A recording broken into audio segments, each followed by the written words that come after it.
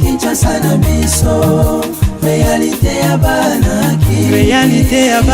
réalité ya banaki no Buyukite bukuyoka kaka Kinshasa na biso kin eleki partout KNB Kinshasa na biso kin eleki partout Kinshasa eleki partout mikolo neza bino pardon Jima sala yolo karatakate ya on a bien yo Jima mukende umela KNB kin eleki partout rien à dire toi na terre envié parce que kin eleki partout elosako liboso ambongo mosanto azate Céline Don Kardasha isongolo bizubai bana kin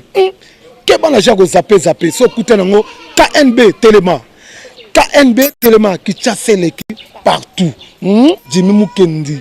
umela KNB ko zape te so kuta nango check ovandi. Bon début de semaine na balandi nyonso ya magazine Kinshasa na biso KNB.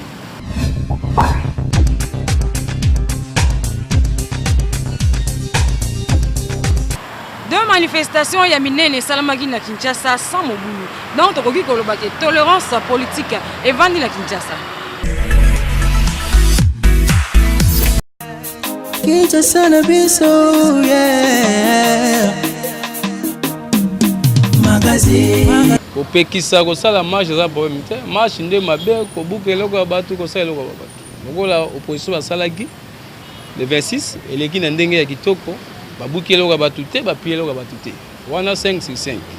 pe lisu to encourager la police à continuer ko sala musala ya police o ndenge asalaki moni la police asali a protéger mutu nyonso eloko moko ya mabe lisasi ebetami te eloko mabe sami ezate pe na batu sa majorité basalaki gaz betamité lo betamité bango moko pe ba leader opposition ba kumisi la police numéro 1 to kumisa général Kasongo asa musa kitoko ya kitoko yemo yazalaka lisu likolo ya lisu na pesi félicitations mingi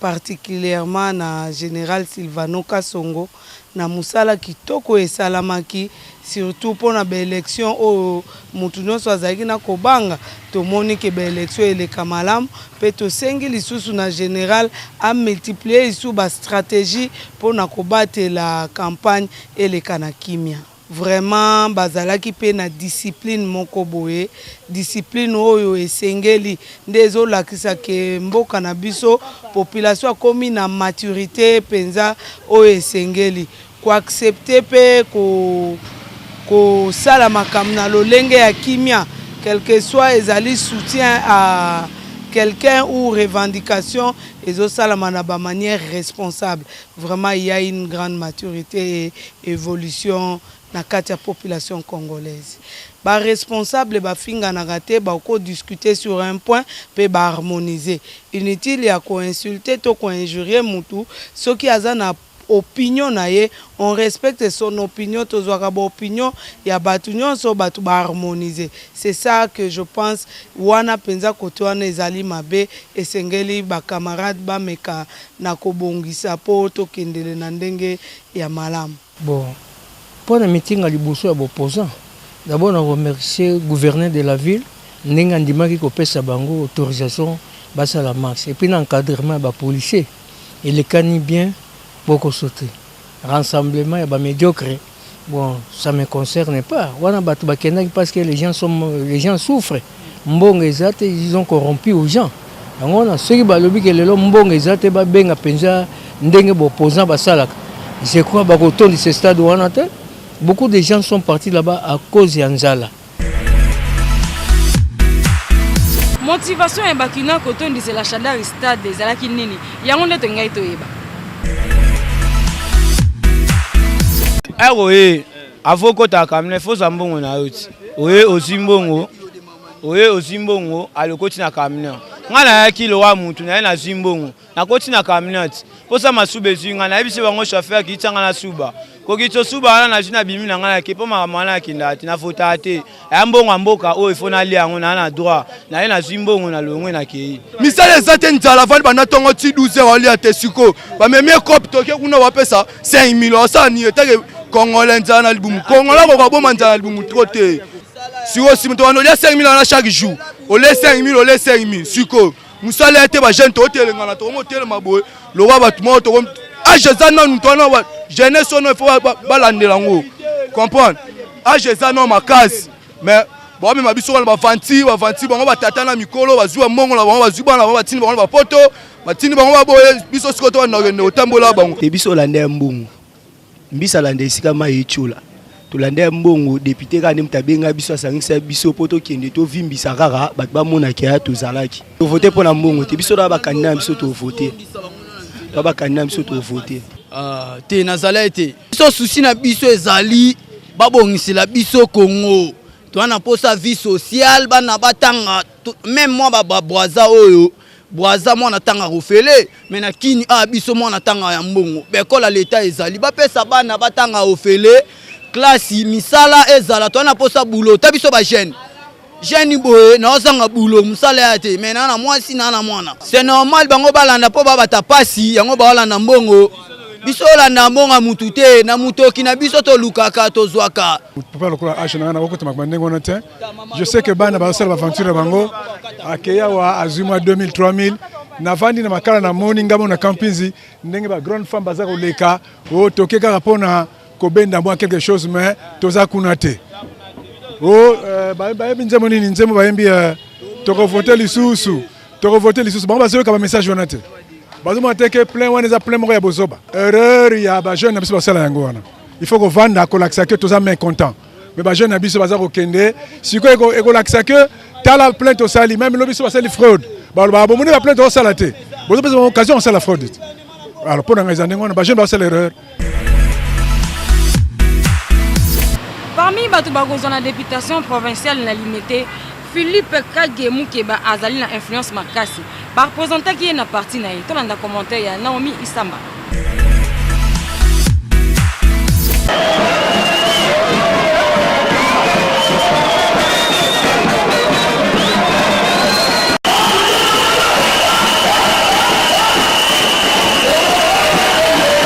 Le 26 octobre 2018, Indaki Mabe na commune ya Limete Sikawapi Arc ba présentaki officiellement ba député provincial parmi bango to monaki présence ya député provincial Kage Muteba Philippe oyazali molobeli ya bana Limete na postulé tozolinga année prochaine ba jeune nyonso Limete baba na kosola musala nalingi su ba jeune Limete ba fana ka suna ba parler na bango nalingi na mois de janvier ba jeune nyonso Limete ba sala musala kwa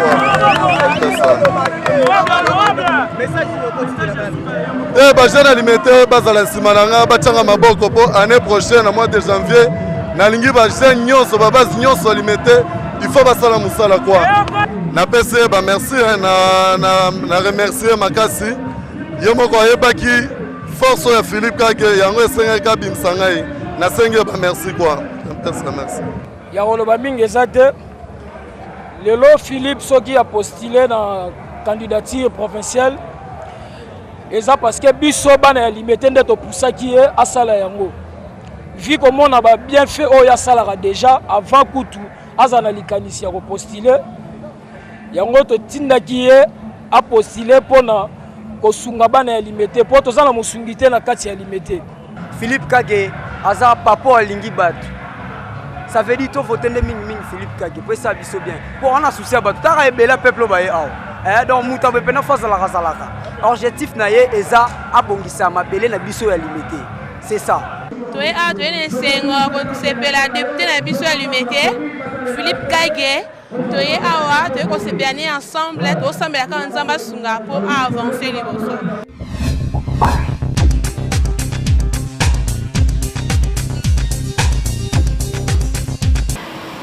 Pona organisme ya bébé abotami to tunaki ba maman soki mwana akoki ko banda kolia fufu na sanzani.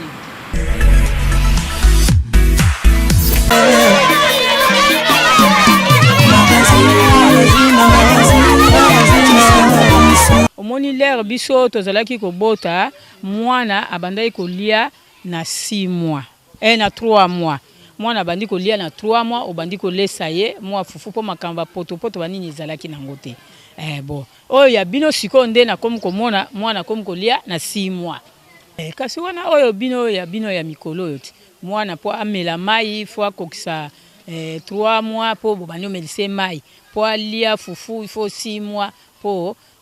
ndenge oyo bino boyekoleli sikoyo ti mais biso ezalaki bongo te abotami na ye ale obandi komelisa ye mai ale après 3 mois obandi kolesa ye fufu na ye ata poto ya masangu kaka obeti otie mwa miliki ale mwana musu abotama na lokoso mwana musu mpe 4 mois mwa mpe 4 mois balesa ye fufu siko baminganga balobaka 6 mois mais yo momonika do ndenge ni na biso conjeté do ya mboka biso nde ezali omona ye mso mona 4 mois mwana kolela bapesi mwana fufu aza nanu bébé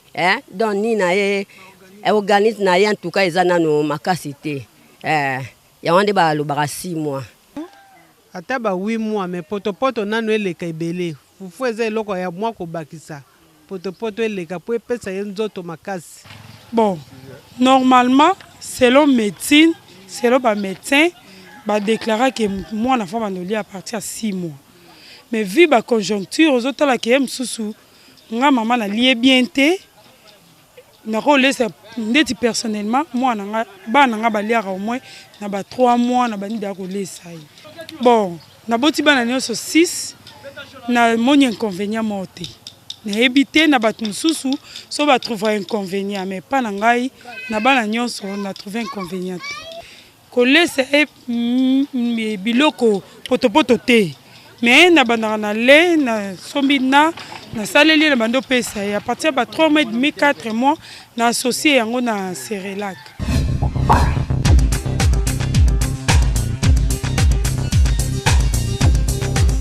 Le villageois de Kintambo Jimmy Mukendi, candidat favori, a expliqué biso parcours naï. Nous voulons mettre notre intelligence au service de la nation et dénoncer quand même les antivaleurs, les inégalités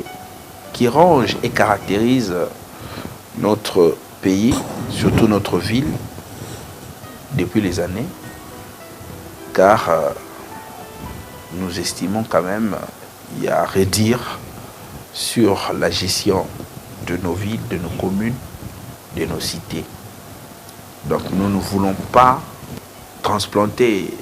une certaine politique pour l'appliquer ici.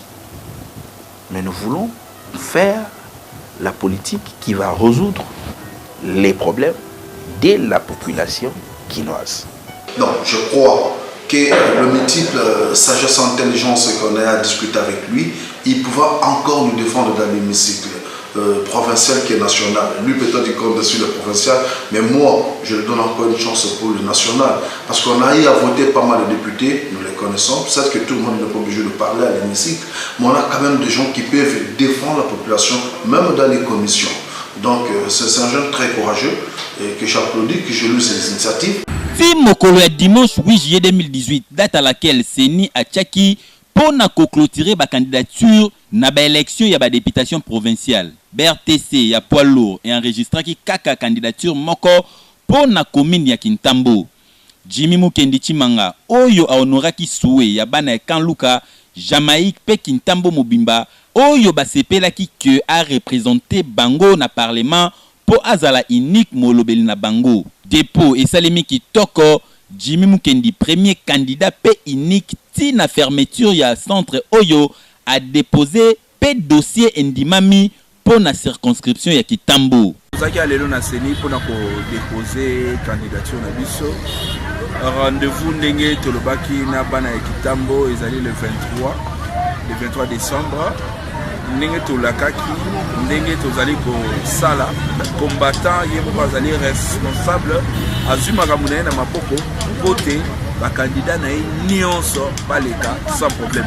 Nyonso oyo elingi kolakisa responsabilité pe sérieux oyo Jimmy Mukendi atiaka na makambo ya commune na bango ya Kintambo. Jimmy Mukendi apesi déjà rendez-vous na bana ya Kintambo le 23 décembre pour bakotisa ye na parlement. Eza normal. Donc nous allons jouer le rôle du législateur pour réglementer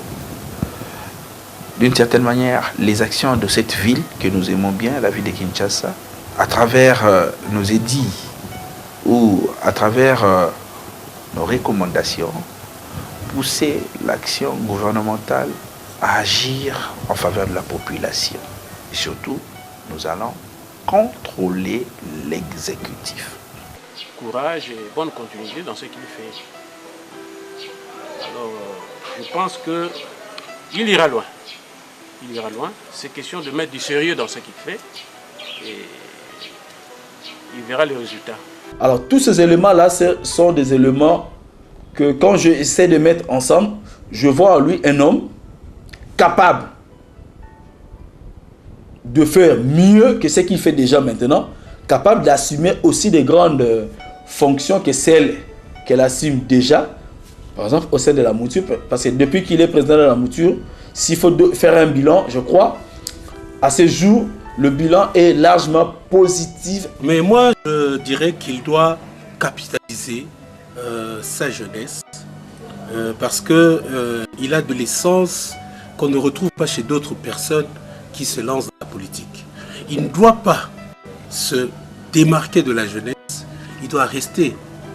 vraiment avec cette jeunesse, s'entretenir avec la jeunesse, comprendre les problèmes de la jeunesse, puisque les gros des problèmes que nous avons dans notre société aujourd'hui concernent la jeunesse. Si vous cherchez des garanties matérielles, vous ne l'aurez pas, mais peut-être vous pouvez les avoir ailleurs. C'est-à-dire quelqu'un qui peut vous donner l'argent, et puis après, vous n'aurez rien à lui dire. Parce que ce monsieur vous a payé et vous l'avez voté. C'est du donnant-donnant. Justement, c'est ce que nous, UDPS Kibasa, nous ne voulons pas faire. Nous voulons vous conscientiser. Nous voulons vous parler. Et nous avons besoin de votre confiance. Nous avons besoin de la confiance de la base. Par rapport à notre discours, par rapport à notre projet de société et par rapport à notre mode de gouvernance. Donc il serait un porte-étendard, quelqu'un qui parlerait au nom de cette jeunesse et auprès de qui la jeunesse trouvera du répondant. Et lui, il a cet avantage-là.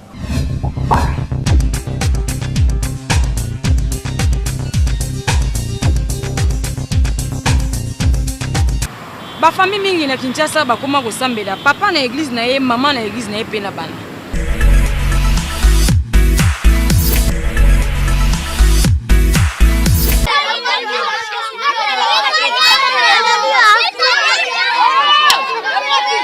Eza bien te so papa sambela na catholique biso nyonso toke catholique ngana mama na bana po mutu so toke église différent mutu akoya na ndenge na ye ekoma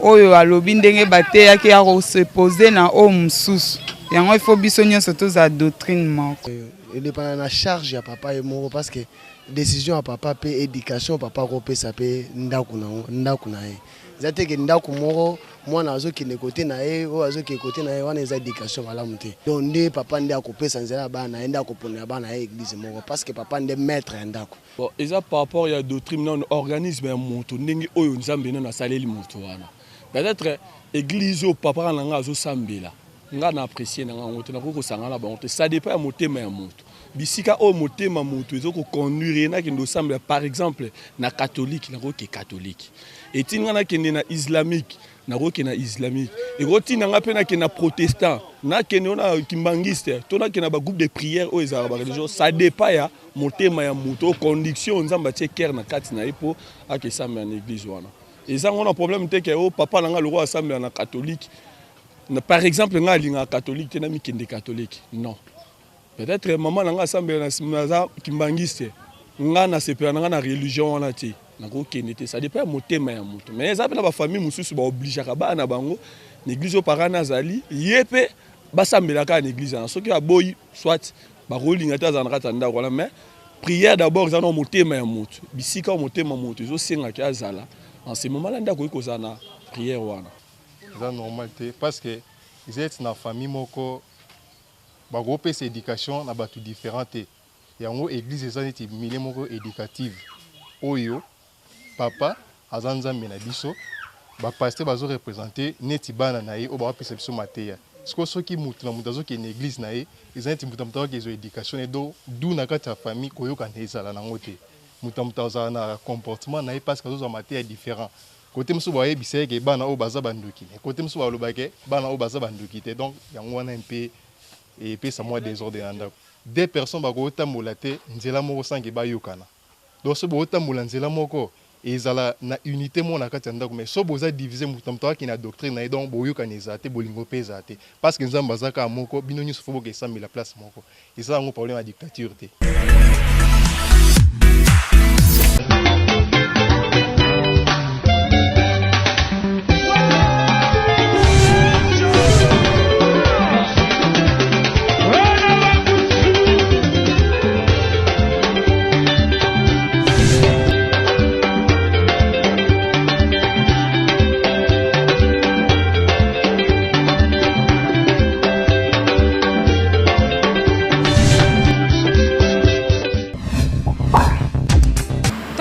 na soki mutu auti mboka aye na biloko akovanda malamu une fois kaka soki biloko esili bakomi kotuna ye akozonga mboka mokolo nini papa poso yeba ye neti na luza na baye na mwa masangu baye na mwa fufu toyebi ke kolia mikolo wana eza bien soki esili fo ezonga mpe nzela mona na fufu fo ezonga mpo eloko esu tokopesa eza te kini ye mo ayebi kini ya kini ya makambo siko bampiaka boye so ya kobakisama nombre bana na baleki na ndako yesu loko ayaki na mafufu ezalaki mwa bien loko esili epe fo akende papa bapa ya mboka te baliaka mingi soki aye na fufu na yebi mesure oyo ayelaki soki mpe esili fo azonga papa kala ezalaki so moto auti mboka ye aya na biloko ebele to mosusu mpe ozonga biloko etikali me lelo bakoma mpe kokalkule na bamboka kuna nombre baosala basejour baosala na Kinshasa nde basejour bakoma oya na biloko na bango so baye Kinshasa baye nde bato akala bazalaka koya baye na biloko e biloko pe batiki pe biloko non na bato ya Kinshasa bazongi bango bakoma oya na biloko na calcul na bango na basejour baosala na Kinshasa baye na biloko nde kala ezalaka po misusu kolia na bango ezalaka nono ebele to profitaka lia baye na biloko na bango zozwa temps ya kotiela bango mpe fufu ndenge balingaka mais so biloko esimwa fufu mosusu osomba ya bikolo awa so otiele mwa liquide yango oyo akotonda te komi na mboka oyo eza tozomeka komeka yango tomonaka bakende kote biloko eza ebele bake kolia kuna biso a possibilité eza te koyamba bango ndala toyambi bango na kati ya ndako eza bango bayakaka na bafufu biloko balelaka fufu biso moko tosombaka te eza dela tosepelaka koyamba bango ko ndenge degré balelaka soki fufu eza na ndako tokokisaka posa na bango mais soki esili ya mwa bikolo tosomba batondaka yango te yango esengaka bakende bazonga kuna place biloko eza ebele eza famille par famille mutu so da mesana kokaba akokaba kaka mutu pesa mesana fanda na batu ata mutu na zangi ofanda na ye kaka ngai so mndeko na nga uti mboka ye na biloko na leki biloko na bosse sini na bengane pwani no bengana ite no kofana neta ka sande ko na ngai pa kompela moma passe sikona bisengo nga za kina na tanga passe na benga sa za mtema mabe na kosunga kaka pa sande ko na ngai ba maman ya Koweït ba valoriser musala na bango ya bwaka nzutu Kinshasa eleki partout KNB na kata commune ya Matete tokokuta na ba maman ya Koweït ba yebisa biso ba risque nini bazwaka na mosala na bango est-ce que pena mosala na bango ba se retrouvaka est-ce que pena mosala na bango ba kokipe kotangisa bana vraiment KNB teresaki na mombongo ya ba maman ya Koweït yango lelo KNB kitaki awa na commune ya Matete potozwa ba point de vue na bango KNB. Oh yeah. Kinshasa na biso yeah. Magazine. To se retrouvera maman. Wende bandi bana mama Mobutu. totekaka oyo bato balati na ya sika soki osombi oza na mbongo akosunga yango likambo mosusu toye nango toteki topesi yo mbongo mama totindaka mutu te pasi ekota na mboka nzala na bandako ezali totindaka su bato bayiba te mutu aza na nzala na ye na pasi na ye ta mosusu na minerva ya mwana azokoka te aye nango tosombi topesi ye mbongo mombongo ebandi bana mama mobutu afungolaka yango na gambela mombongo yokaka wenza butu mutu abanango eza maa sese